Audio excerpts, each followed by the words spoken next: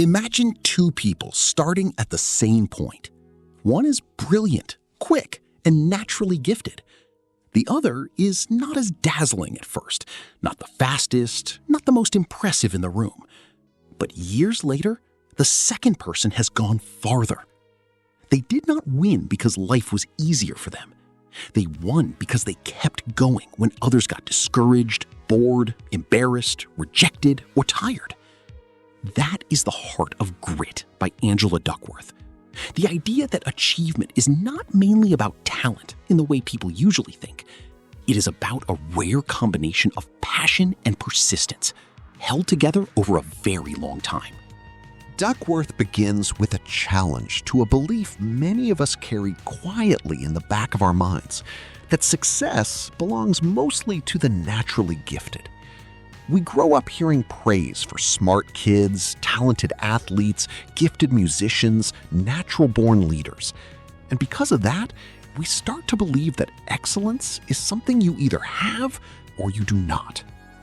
But Duckworth's life work shows a different pattern.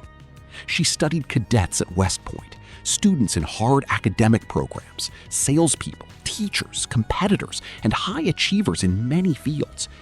Again and again, she found that raw talent mattered less than people expected.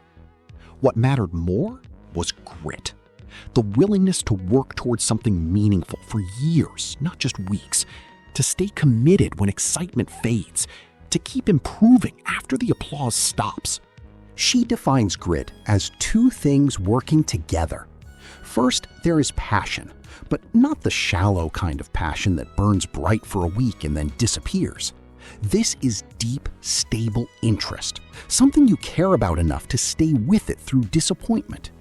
Second, there is perseverance, which means showing up with effort again and again, even when progress is slow or invisible. Duckworth's key insight is that grit is not just working hard. Plenty of people work hard for a day, a month, or even a year. Grit is working hard for a very long time in the same direction, guided by a goal that still matters to you. One of her strongest messages is that talent is not nothing, but it is overrated. Talent may help you begin faster, but it does not guarantee that you will finish stronger. In real life, the people who succeed are often the ones who can tolerate the boredom of repetition, the embarrassment of being a beginner, and the pain of failure without quitting. This is why Duckworth keeps returning to the same image in different forms. Achievement is less like a lightning strike and more like a slow climb. It is not about one dramatic burst. It is about staying on the path long enough for compounding effort to do its work. To explain this, Duckworth often contrasts short-term intensity with long-term devotion. She shows that some people become intensely interested in many things, but never stay long enough to build mastery. Others may not seem flashy at first, but they keep refining the same craft, the same purpose, the same mission. Over time, that steady focus becomes power. She does not argue that people should be stubborn for the sake of stubbornness. Instead, she argues that real success needs direction. Effort counts, but effort matters most when it is spent on something worth building. A major part of the book is the idea that grit grows through four connected parts: interest, practice, purpose, and hope. Interest is the starting spark. We do not develop deep passion by forcing ourselves to love something overnight. Often, interest begins with curiosity, experimentation, and exposure. A person may try many things before finding one that feels worth returning to. Duckworth emphasizes that passion is usually discovered and developed, not magically revealed. The people we admire for having found their calling often spent a long time exploring before the commitment became clear. Then comes practice. This is not casual repetition. Duckworth draws a sharp line between merely doing something and practicing it deliberately. Deliberate practice means focusing on weaknesses, seeking feedback, stretching beyond what feels comfortable, and repeating the hard parts until they improve. This is where grit becomes visible. Anyone can enjoy the easy parts of a skill. The gritty person is willing to spend time on the difficult parts because they understand that growth lives there. The musician who repeatedly fixes awkward transitions, the athlete who works on weak footwork, the writer who revises the same paragraph 10 times, the engineer who tests and retests a design until it becomes reliable. These are all examples of effort transformed into mastery. Duckworth also explains purpose, which gives grit its moral and emotional direction. People with grit are usually not driven by skill alone. They are driven by a sense that what they do matters beyond themselves. They connect their work to other people, to a cause, to a mission, or to a larger contribution. Purpose changes effort from burden into meaning. It helps a person continue when the work stops being exciting. If you believe your effort serves something bigger, then hardship becomes easier to bear. You are not just enduring for personal gain. You are building something that matters. The final piece is hope. Duckworth does not mean wishful thinking. She means the belief that your effort can improve your future. Hope is the inner voice that says setbacks are temporary, not final, that failure is information, not identity. Gritty people do not avoid pain. They interpret pain differently. They see it as a part of the process, not proof that they should stop. This mindset is crucial because without hope, persistence becomes impossible. If a person believes they cannot improve, then effort feels pointless. But when they believe growth is possible, they stay in the fight. One of the most powerful ideas in the book is the growth mindset connection. Duckworth draws on the work of Carol Dweck to show that people who believe abilities can be developed tend to persist longer than people who believe abilities are fixed. If you think intelligence, talent, or ability is something you are simply born with in a fixed amount, then every challenge becomes a judgment of your worth. But if you believe ability grows through effort, then challenge becomes useful. You do not ask, am I smart enough? You ask, how can I get better? That shift changes everything.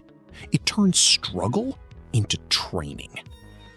Duckworth makes another important point. Grit is not the same as intensity. Some people sprint early and then fade. Others start slowly and steadily become stronger. She uses the idea of the marathon rather than the sprint to explain how excellence unfolds over time. The world often praises fast starts, but many of the best results belong to those who can continue after the starting excitement is gone. In this sense, grit is a form of emotional endurance. It is the ability to live inside the long middle of things, where progress is uncertain and rewards are delayed. She also shows that effort is not one single action. There is effort of the body, effort of the mind, effort of the heart, and effort of identity. The body gets tired. The mind gets discouraged. The heart gets hurt by criticism or failure. The identity gets challenged when you realize you are not yet who you hope to be. Grit means continuing through all of that without collapsing into self-pity or quitting too soon. It is not the absence of pain.